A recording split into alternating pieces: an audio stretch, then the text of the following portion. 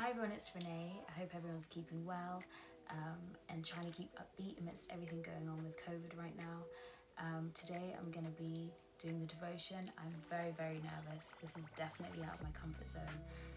But I'm just going to share a story with you guys that gets me every time and gives me goosebumps every time. And it's the story of Joshua when him and the Israelites, with the power of God, were able to allow the walls of Jericho to come crashing down.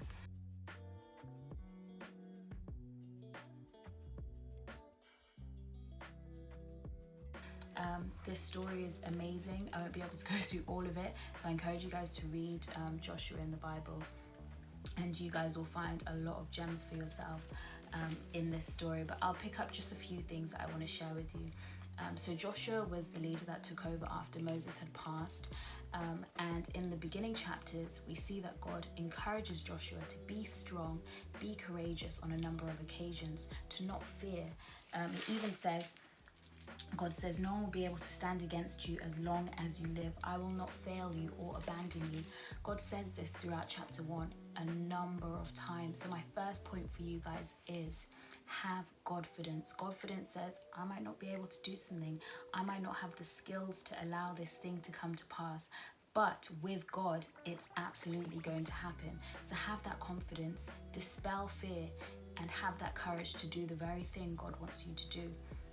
Like I said, guys, there's so many gems. There's even a part of the story where the priests are carrying the Ark of the Covenant across the Jordan River, and the river actually dries up so that the Israelites can walk through the river, which is an amazing miracle.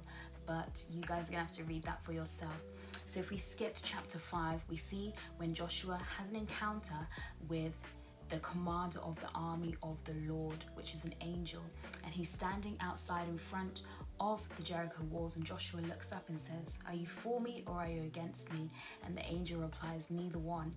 And then he says, I am the commander of the Lord's army. Incredible. How amazing is that? Joshua then falls to the ground in awe of who he was standing in front of. And then the angel says, take off your sandals, because where you're standing is holy ground. So the presence of the Lord was there. Guys, my second point for you is when God says he's gonna do something in your life, he will give you signs to encourage you.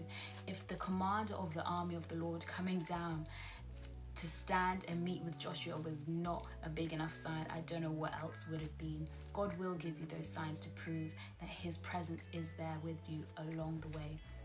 If we then skip to chapter 3, if we then skip to chapter 6, we then see where God gives Joshua specific instructions. He says, I want you guys for 6 days to march around the walls of Jericho, and I want you guys to carry the Ark of the Covenant with 7 priests, with the Israelites and those who are carrying arms, but I don't want anyone to make a noise except for those who are going to be blowing the horns for 6 days. And on the 7th day, I want you guys to walk around 7 times. And on the 7th time, the horn will blow even louder. I want you guys to blow that horn even louder and longer, and that's when you guys make a shout. And guys, that's exactly what they did. My third point for you guys is be obedient. It has never been cool to be disobedient, especially when God is calling you to do something. Follow his instructions and be obedient. I can assure you the story would have been very different if they didn't follow those instructions to the T. So make sure you're obedient. My fourth point for you guys is exactly what God said was going to happen at the very beginning of the story happened, and the walls did come crashing down in front of the Israelites and Joshua, as God said it would. Guys, you may feel like you're going around in circles. You may feel like the things which God has promised you isn't coming to pass. Just like the Israelites and Joshua, they had to walk around the wall 6 times before the 7th time, and before the 7th time of the 7th day, when the walls then came crashing down. You guys may be on your walk and you feel like you're in a circle. I can assure you what God has promised you will come to pass. Don't be discouraged by the journey and the process beforehand. Keep in mind that what God said he will do, he will do. Hope you guys were encouraged. Let me know what you think. And if you have any other gems that I've probably missed out, which is probably quite a few because I had to paraphrase, share them in the comments. Have a good Sabbath, guys. Bye.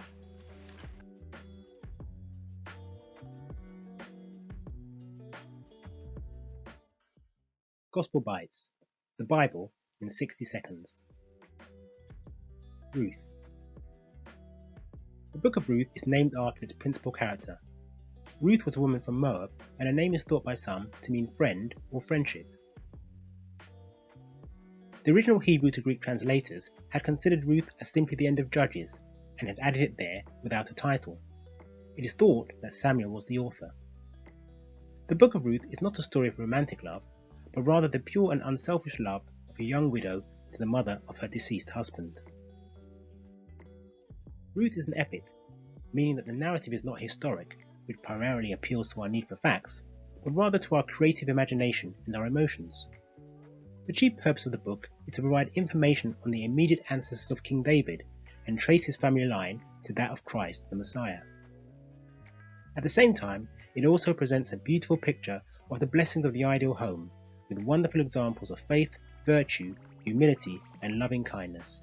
And that's Ruth in 60 seconds.